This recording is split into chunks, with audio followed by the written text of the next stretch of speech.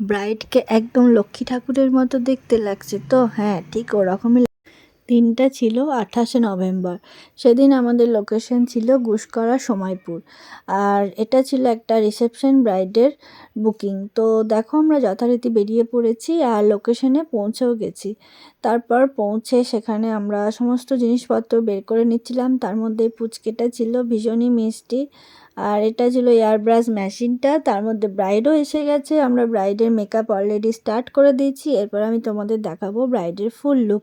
আর সিঁদুর পরানোর পার্টটা তো রিসেপশন মেকআপে থাকবেই। এরপর তোমরা দেখে নাও ব্রাইডকে কেমন লাগছিল। সত্যি কি লক্ষ্মী ঠাকুরের মতো লাগছিল? ওখানে কিন্তু সবাই বলছিল ব্রাইডকে একদম লক্ষ্মী ঠাকুরের মতো দেখতে লাগছে। তোমরাও দেখে জানিও কেমন লাগছে। দেখো আমি একটা ক্লিপও নিয়ে নিয়েছি স্টেজে। তারপরে চলে গেছিলাম আমরা ডিনার করতে। বাবলি ফোনে কি দেখছিল জানি না। দেখো মিষ্টি পুচকেটা আবার চলে এসেছে আমাদের সাথে গল্প করতে।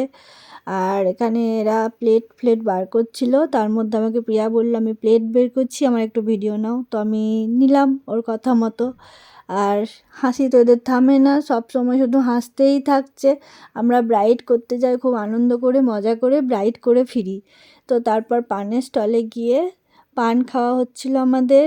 এখানে প্রিয়াঙ্কা পান আইসক্রিম দুটোই একসাথে খাচ্ছিল। তারপর আমি জানি না এদের কি খেয়েছিল, এরা এত হাসছিল গাড়িতে, সে দেখে আমিও হাসছিলাম। তো চলো এভাবেই আমরা বাড়ি ফিরলাম। আবার দেখা হবে অন্য আরেকটা ব্রাইডের ভিডিও নিয়ে। টাটা।